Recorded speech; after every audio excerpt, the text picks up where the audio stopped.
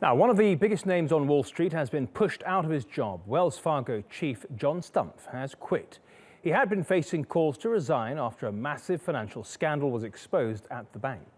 He's being replaced by Timothy Sloan, who will be in the hot seat from day one.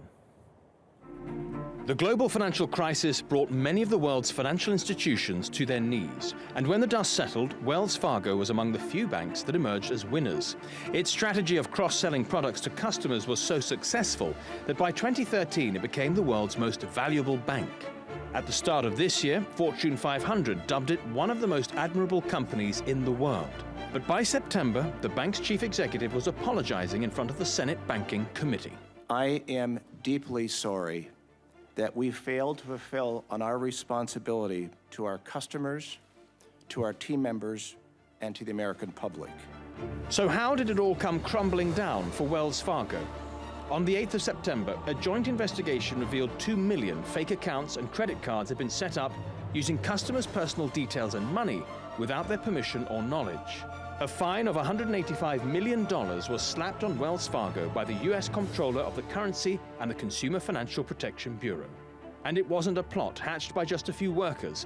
The bank admitted more than 5,000 employees had been involved in the practice for at least 5 years. It was after this revelation that Stumpf made the apology, but politicians weren't impressed.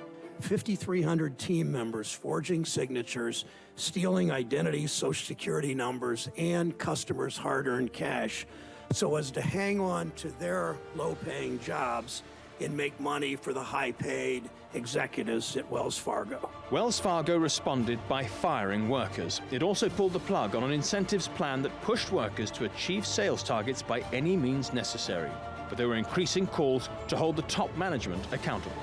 So you haven't resigned, you haven't returned a single nickel of your personal earnings, you haven't fired a single senior executive. Instead, evidently, your definition of accountable is to push the blame to your low-level employees who don't have the money for a fancy PR firm to defend themselves. It's gutless leadership. By the end of September, there were protesters outside the bank's head office, and customers fleeced by the bank filed a class action lawsuit. The heat finally got unbearable for the chief executive, and on the 12th of October, Stumpf quit. The bank's president, Timothy Sloan, is now its new chief executive.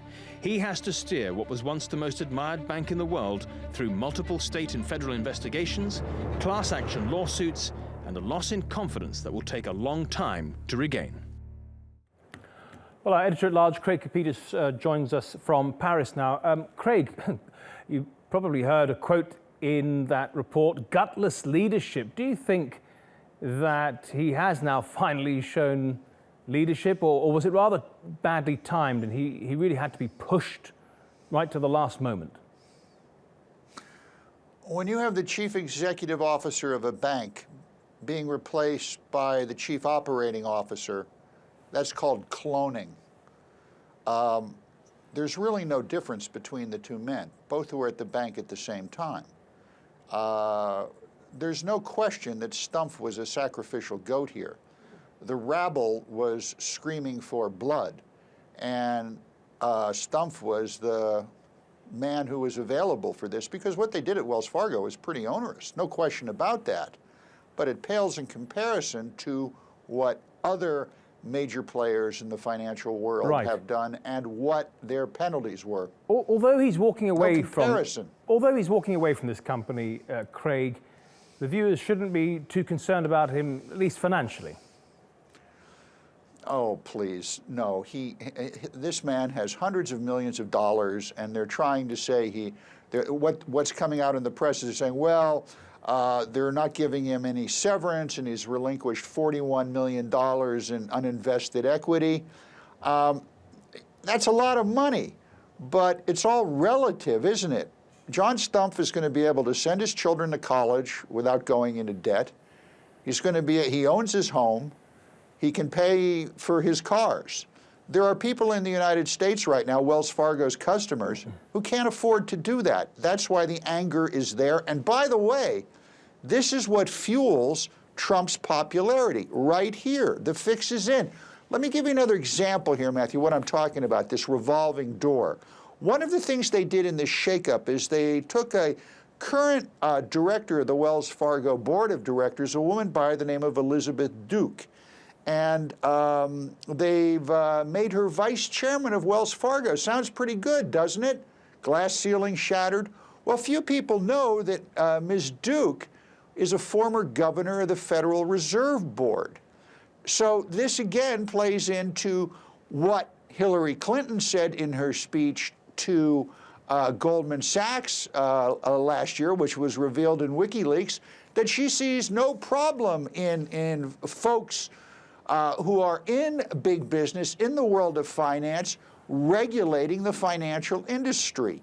Well, and that's the problem. The average Joe public, Craig, really sees a problem with that, don't they? I mean, it's like asking tennis players to call their own shots, you know, whether they were in or out.